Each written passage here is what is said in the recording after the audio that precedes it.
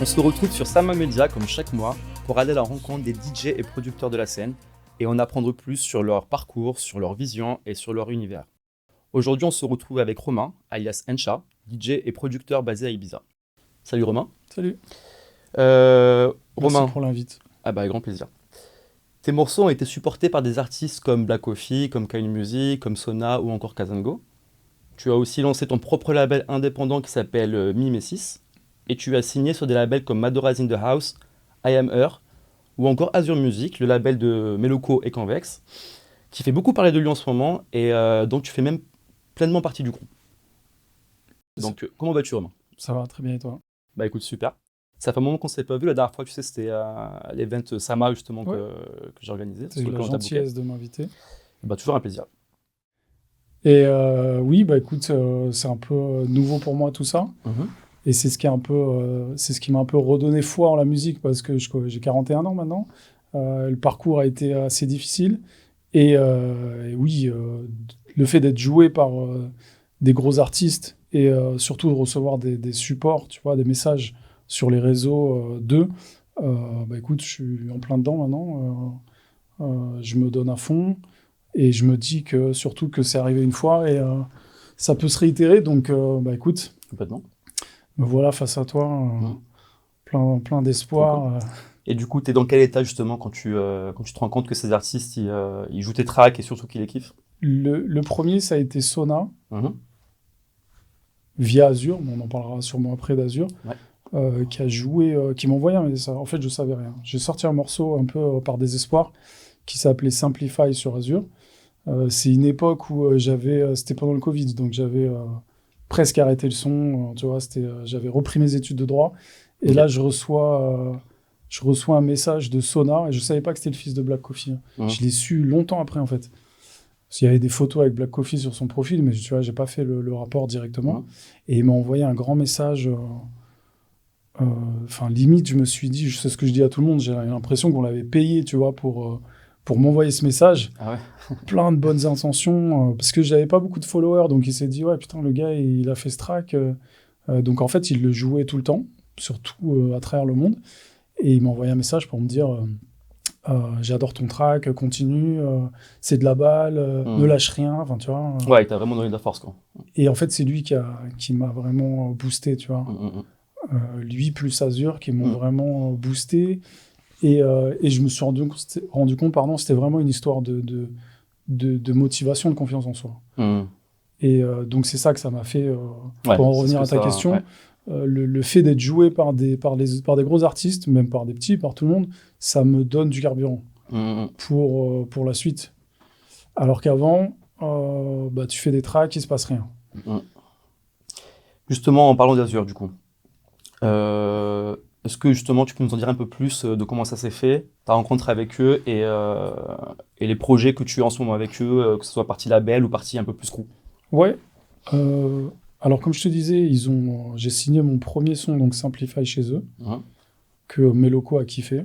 Voilà, j'ai eu un rapport directement avec lui et Convex. Ils ont cru au track. Moi, c'était un morceau qui était dans mon dossier poubelle. Ah ouais. C'est pas le dossier poubelle, mais tu sais, ce fameux dossier des tracks pas finis, ouais, bien sûr. des projets en cours que tu finis jamais. Exactement. Et ils m'ont dit, si, il est fini, vas-y, on le signe. Ok. J'ai fait un mix à l'arrache. Bon, de toute façon, le son, tu le réécoutes aujourd'hui, il n'était pas très, très bien mixé, mais bon, écoute, il a fonctionné. Donc, ils ont cru au morceau, et c'est comme ça que j'ai commencé avec Azure. Leur soutien, en fait. Tu vois, c'est vraiment du soutien... Et c'est ça qui m'a fait du bien aussi. C'est le fait d'avoir un label quand même reconnu, des artistes reconnus. Complètement. Tu vois, aujourd'hui, Meloko, voilà, il n'y a plus rien à prouver. Clairement, aujourd'hui, donc, j'ai trouvé un peu des gens qui me respectaient, des gens comme moi. Et d'où ma rentrée en intégration dans leur team. En fait, on est une team d'artistes. On se ressemble un peu. À la fois, on fait de la musique différente, mais c'est un crew. Dans l'état d'esprit, il y a vraiment quelque chose qui va ensemble. Je pense qu'il y a aussi l'envie de faire un truc. C'est la mode des crews, de toute façon. Tu le vois avec Kind Music. On est dans une époque où c'est difficile de sortir du lot, tout seul, je pense. Et l'idée de faire un crew, l'idée d'avoir un crew, tout le monde se tire un peu vers le haut. C'est ça, ouais. Voilà, on essaye de faire des projets ensemble. Il y a des showcases Azure à travers le label aussi, qu'on a fait, qu'on continue à faire. Et donc, en gros, c'est ça. Je ne sais pas si j'ai répondu à ta question. Ah ouais, complètement, ouais. Mais, après, si tu veux, tu peux peut-être aussi nous en dire un peu plus sur si vous avez des projets qui vont bientôt arriver, que ce soit. Alors, il y a le showcase qui est toujours en si développement. tu peux en parler, c'est des releases ou quoi, je sais pas, mais. Release, oui, je vais ressortir des tracks. Pour l'instant, il n'y a rien de prévu sur Azure. Des remixes, si, sûrement des remixes. Ouais. D'ailleurs. Ouais, on en parlera un peu plus tard, mais ouais. Tout à l'heure, non, tout à l'heure, pendant qu'on discutait, j'ai reçu un message de Guillaume Meloko qui veut remixer un track que j'ai sorti sur un autre label, donc il faut que je lui réponde après, mais oui, avec grand plaisir, Meloko, donc... Trop cool. Donc on est toujours en train d'échanger des idées, des choses, tu vois, soit pour des collabs, soit pour des remixes, mais oui, il va y avoir des releases, des showcases sur le label Azure. Je pense que le projet principal, c'est les showcases. Parce qu'on se retrouve tous sur la même date. Et ça, c'est le top, quoi. Vous en avez fait une à Bâle, hein, sinon, on se voit pas souvent, tu sais. On est tous, il y en a qui habitent à Marseille, moi je suis à Ibiza, tout le monde est un peu séparé, donc c'est cool de se retrouver sur des dates. On l'a fait à Berlin, c'était de la balle. Et ça va se refaire, ouais. Bah tiens, tu me tends une perche, j'en profite pour faire ma transition, tu me parles d'Ibiza. Je voulais te demander justement, ce choix de t'installer à Ibiza, parce qu'il y a quand même, c'est quand même Ibiza, beaucoup DJ en rêve. Qu'est-ce que ça t'apporte aujourd'hui dans le quotidien? Et aussi, pourquoi est-ce que tu as fait ce choix? Ibiza, alors à la base, je ne me suis pas installé à Ibiza pour la musique. C'était vraiment une opportunité plus immobilière. D'accord. Donc j'ai acheté un appartement là-bas, mais ça avait pas... J'y suis allé par hasard à Ibiza. Hein. C'était après une rupture, bref, je me suis retrouvé à Ibiza, je ne sais même pas pourquoi, et j'ai adoré. Et j'ai voulu investir dans l'immobilier là-bas. Musicalement parlant, c'est bien l'été, j'adore. Networking, lifestyle, enfin Ibiza. Mais pour moi, Ibiza, c'est plus du lifestyle, une qualité de vie, qualité de se ressourcer, l'inspiration pour la musique aussi, plutôt que un lieu d'échange ou plutôt un lieu de travail. Tout est apporté à Ibiza, tu vois.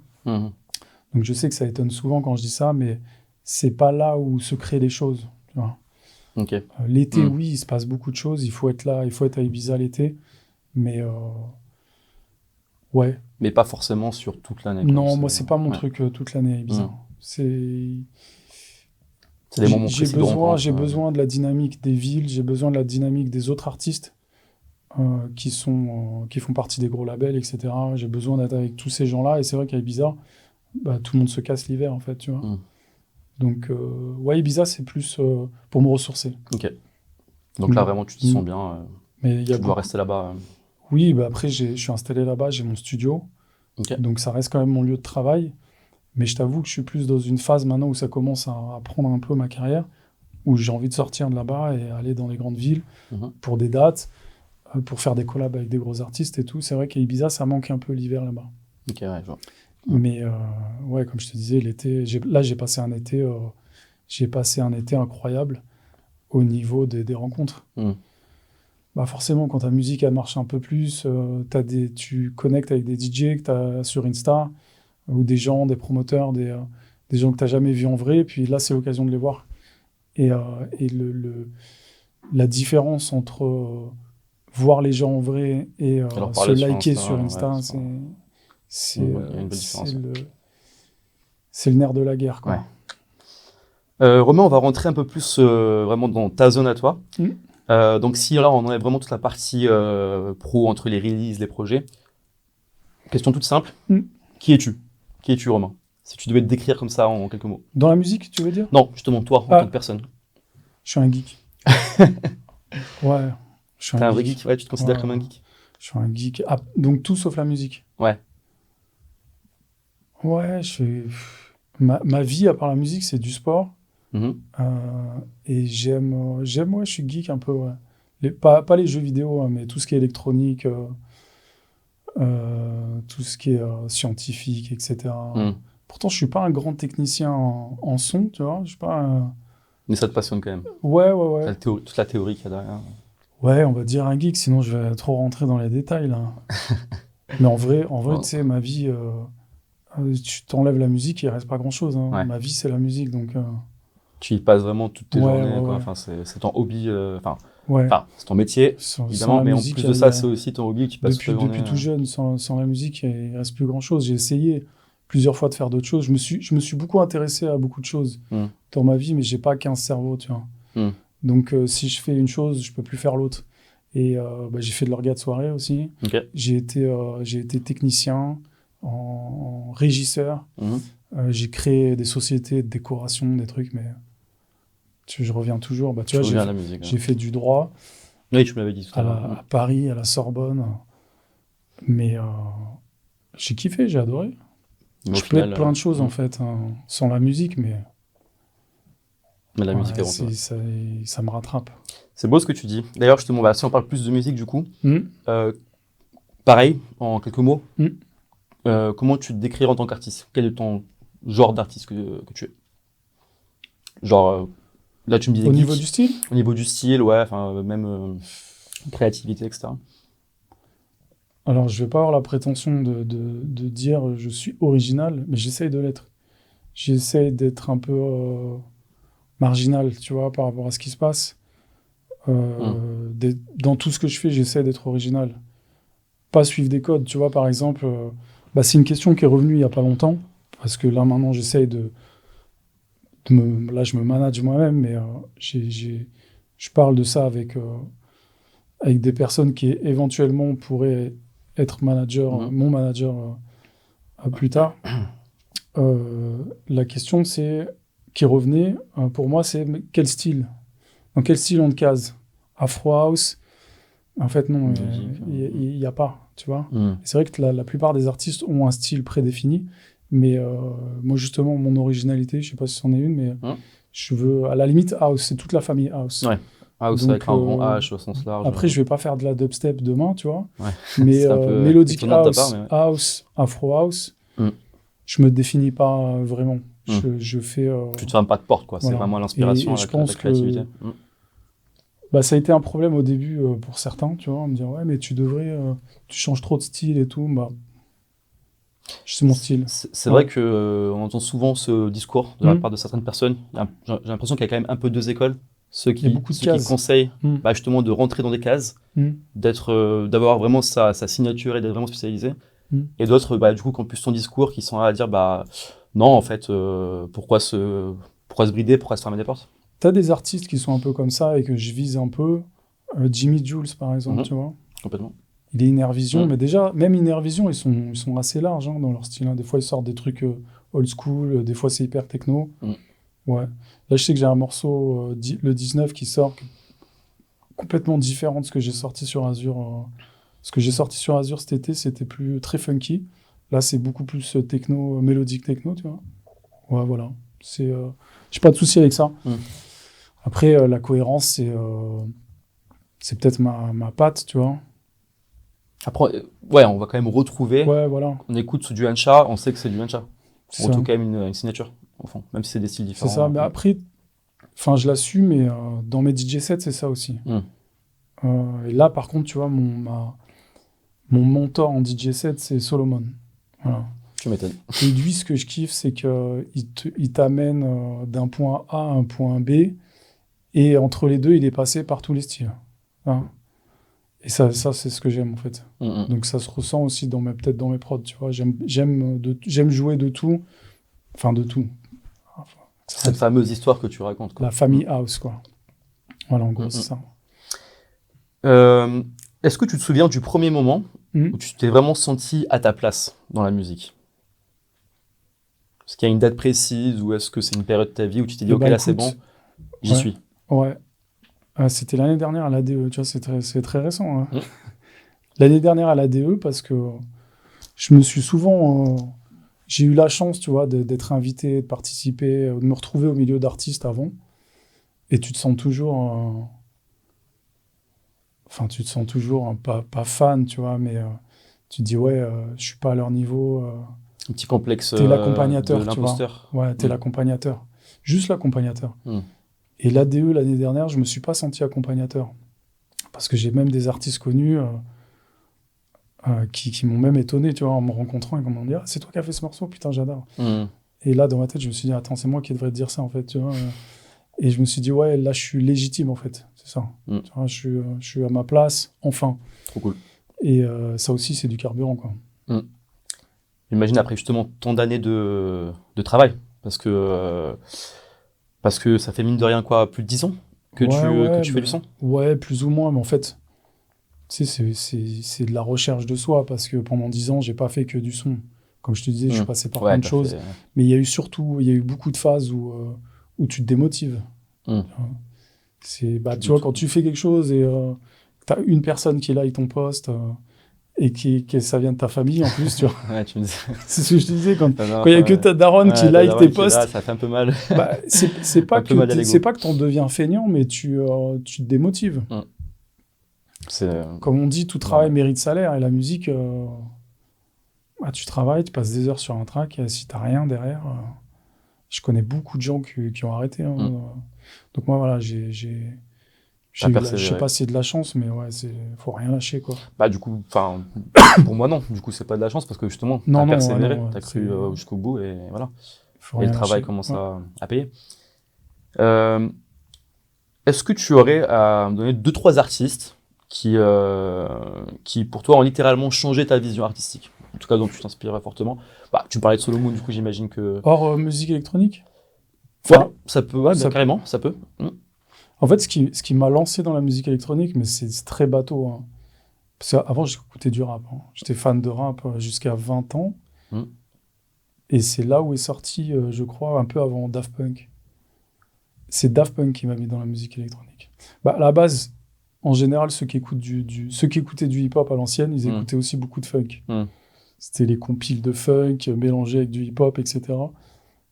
Donc j'avais une base très disco, très funky, et en fait ce qui a fait la transition, c'est Daft Punk. Parce que eux aussi utilisaient des samples de funk, de disco, et à cette époque-là, j'étais pas prêt pour écouter de la techno. Hein.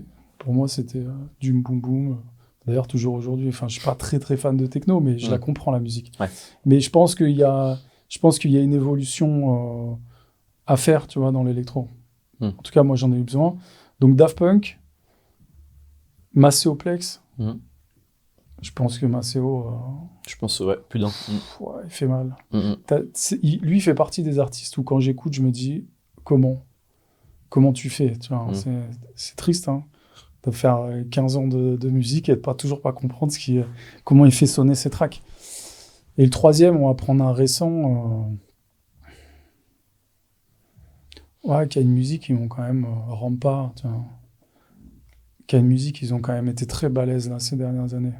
Bah, il y en a un qui me tue aussi là, c'est Sioz. Sioz. Ouais.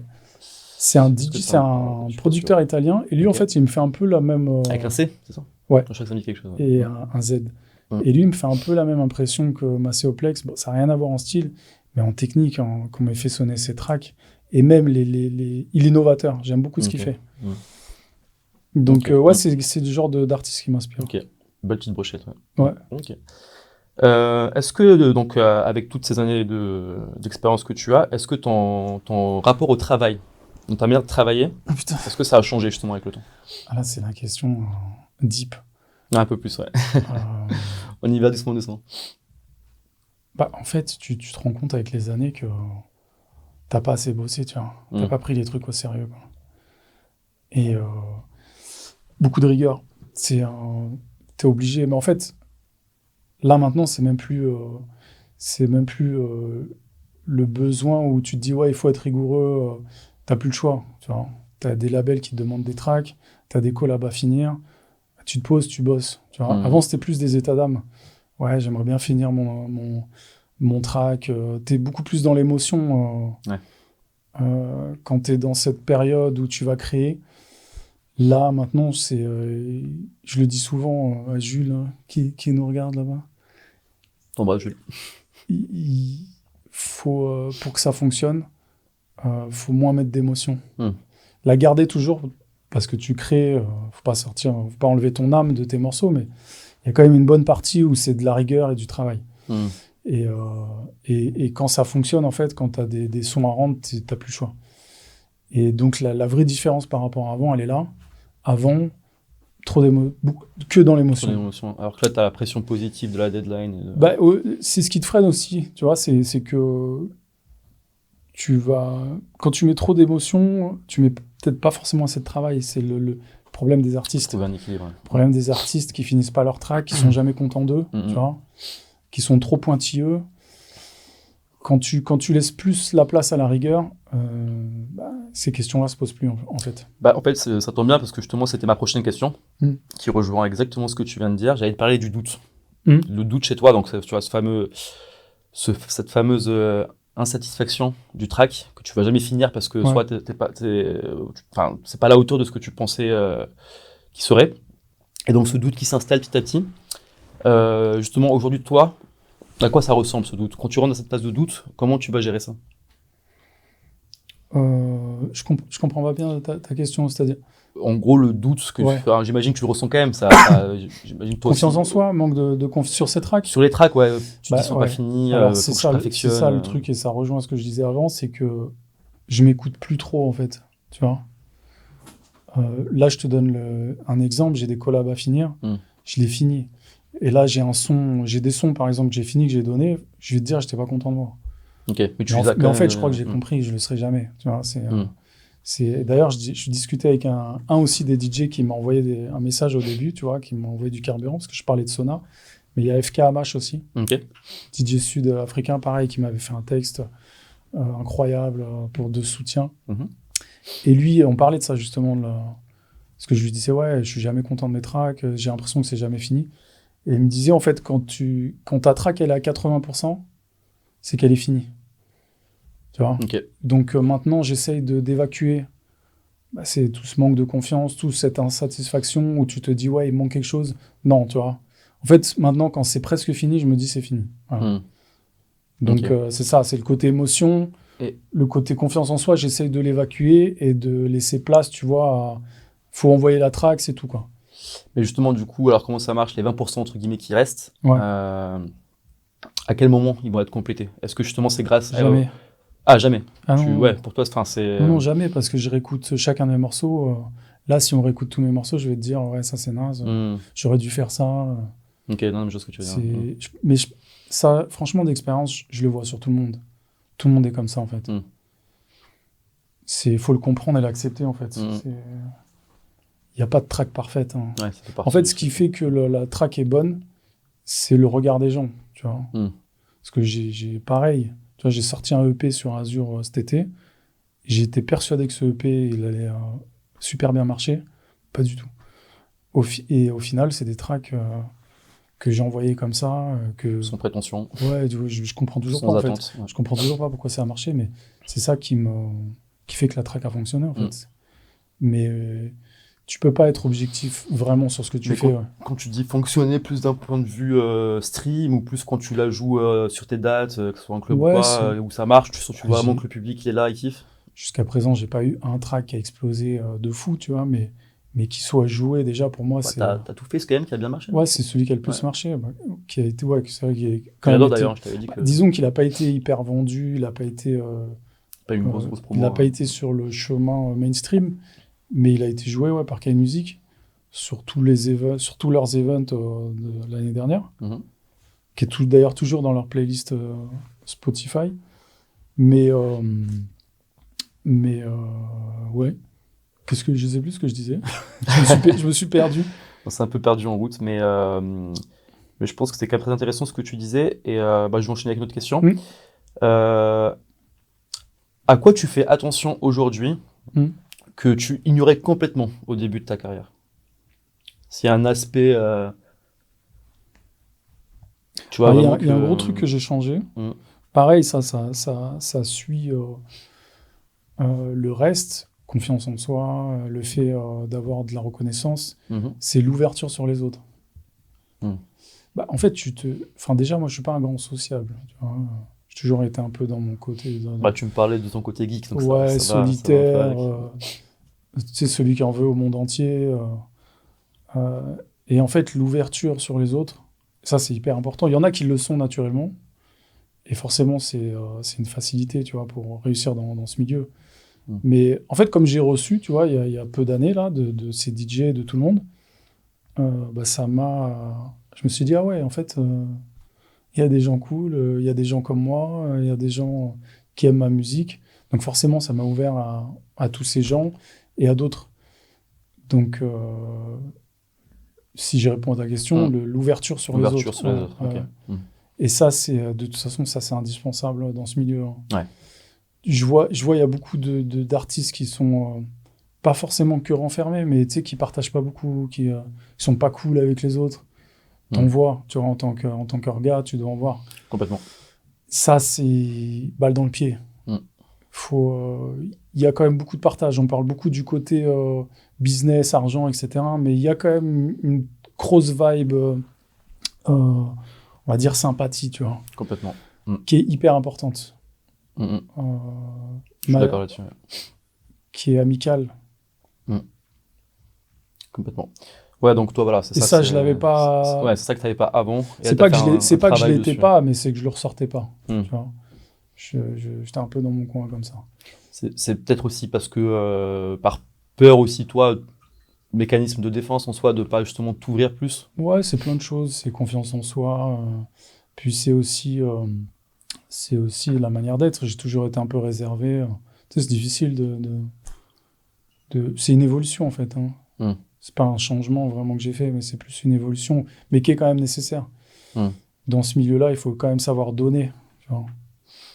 Donc, ouais, donc voilà, côté. Là, on parle vraiment de s'ouvrir aux autres, même d'une manière plus humaine. Ouais. Mais est-ce que tu es plutôt d'accord à dire que le réseau, d'un point de vue plus business, c'est aussi essentiel pour pouvoir vraiment sortir ton épingle du jeu? C'est ça, ça aussi, tu vois, ça va avec la question d'avant, c'est que... Ça va ensemble, ouais. Mais je vois vraiment les deux aspects différents entre l'humain et le côté vraiment networking pur. Les deux sont liés, hein, si je peux me permettre, parce que faire du networking, évidemment, c'est ultra important, c'est le nerf de la guerre, mais il faut le faire en étant généreux, en étant, tu vois... Ouais, pas juste fake, quoi. Pas juste business et tout. Je pense que c'est vraiment comme ça que ça se fait. En tout cas, il y en a qui le font autrement, mais moi, je le fais comme ça.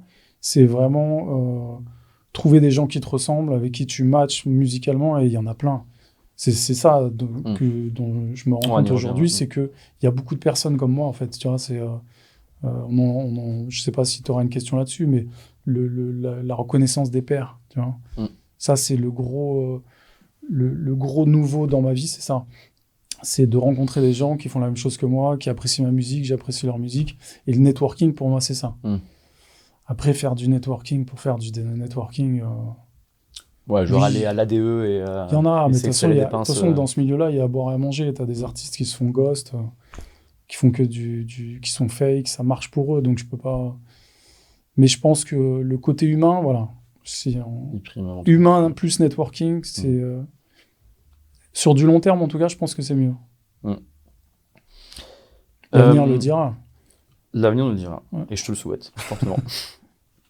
Si tu parlais à la version de toi qui est débutée, tu lui dirais quoi aujourd'hui?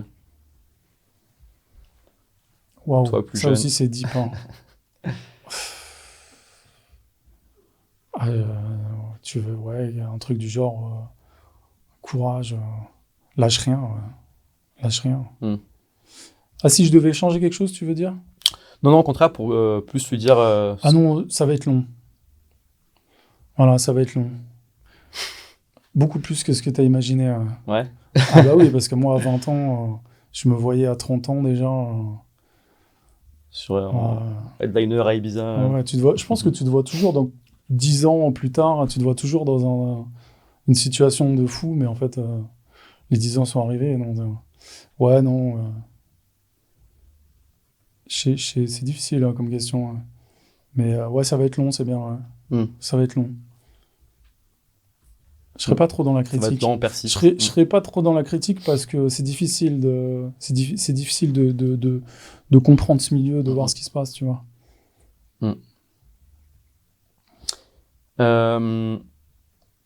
Aujourd'hui, c'est quoi là ton état d'esprit, justement pour les années qui arrivent? Continuer ce que je fais, sortir des tracks qui vont être joués. Ça, c'est vraiment mon objectif, tu vois. C'est Le truc, c'est que c'est compliqué aujourd'hui de sortir du lot musicalement. Tu peux sortir du lot sur ton contenu, sur Instagram, TikTok. Moi, c'est pas ma force, hein. Je reste quand même assez réservé, tu vois. Donc, je mise vraiment tout sur la musique et sur le fait qu'elle soit jouée. Et on va dire que maintenant, il faut développer... en vrai, mon goal, là, c'est trouver une agence de booking. Il faut que je tourne, il faut que je commence à tourner plus. Je pense que je suis prêt maintenant. Donc, ça va être de la communication, l'image, tout ce que je sais pas faire, en fait. Donc, être épaulé par... Voilà, il va sûrement falloir que je me fasse épauler. Faut que ça prenne un peu plus, musicalement. Ça arrive, là. Je sens que je suis à une période charnière, là, et il faut que ça va bouger dans le sens du booking des voyages, là. Okay. C'est l'objectif. Bah, d'ailleurs, justement, alors, bien sûr, hein, tout ce que tu as le droit de dire, ne dis pas, mais est-ce que tu peux nous dire un peu tes projets qui arrivent, si tu as des releases, si tu as des dates, si tu as des choses justement qui arrivent dans le pipe? Il y a du Showcase Azure qui va venir. Pour l'instant, j'ai pas encore de date. J'ai des collabs incroyables qui vont arriver. Je peux pas dire non plus, parce que c'est tant que c'est pas fait, tant que c'est pas signé. Mais j'ai des bonnes collabs. J'ai un son qui sort dans 2 jours sur le label Essential Parts. Okay. Pareil, tu vois, j'en parlais tout à l'heure, je pensais pas que ce son allait plaire. Problème toujours de confiance en soi, tu vois. Et en fait, il plaît. Voilà, donc il est pas sorti encore, qu'il est déjà joué. Je reçois des notifs, des vidéos. Donc cool, je pense que celui-là, il va plaire. Et donc, qu'est-ce qui est prévu, tu m'as dit, c'est ça, 2026 projets, écoute, pareil, son, date. On essaye de se caler avec Azure. Enfin, j'essaye d'organiser ça avec eux, mais c'est compliqué parce que tout le monde a son agenda. On veut se retrouver, en fait, on veut faire un Azure Camp. Tu vois, on veut se retrouver tous ensemble et faire du contenu, faire du son tous ensemble, faire des collabs. Parce qu'on n'a jamais vraiment l'occasion de se rencontrer, tous. À part pour les showcases, mais showcase, on y va pour mixer, pour déconner, pas pour bosser spécialement.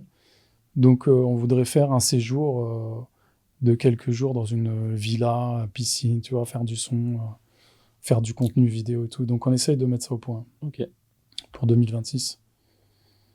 Et voilà, en gros, c'est ça, hein, continuer sur cette lancée. Ouais. Trop bien. Pour finir, Romain, une petite question un peu random. Ouais. Quel est ton morceau coupable? Coupable? Par là, j'entends, tu sais, quand on parle d'un petit plaisir coupable. Que j'ai honte de... Voilà, exactement. Là, d'un point de vue musical, genre un morceau que tu adores, mais moi, un peu dur à dire. En fait, ça va être suivant l'humeur, tu vois. J'écoute souvent tel style de musique ou tel morceau suivant mon mood. Mais on va dire le plus improbable, je pense que les gens ne me verraient pas écouter, c'est Tori Amos, années 90, hein, désolé. Winter, Tori Amos. Ok. Rien à voir. Pas sûr de l'avoir, mais on la mettra, mettra en montage. T'es pas obligé. Tori Amos, Winter, ouais. Années 90. Ok. Il y en a une autre d'elle aussi, mais j'ai plus le... Là, ça plus connu, mais j'ai pas le titre en tête. Coupable, ouais. J'assume. Écoute, je pensais que tu allais me dire un Justin Bieber ou quoi, mais... Non. Ah si, tiens, il y en a une de... Mais pareil, j'oublie toujours le titre, mais il y en a une que j'aime beaucoup de Justin Bieber. Mais moi aussi. Ouais. C'est peut-être la même d'ailleurs qu'on aime. Possible. Bon bah merci Romain, c'était un plaisir de pouvoir échanger avec toi. Je t'en prie. Et j'ai hâte d'écouter justement ton track là qui sort dans 12 jours. Je vais t'envoyer tout ça. Bah écoute, et au plaisir. Avec grand plaisir, ouais. Et à très vite. Petit big up à UFO qui hoste l'interview d'aujourd'hui dans ce magnifique studio. D'ailleurs, si t'as kiffé le contenu, n'hésite pas à aller t'abonner, à partager et aussi à nous suivre sur Insta. A plus.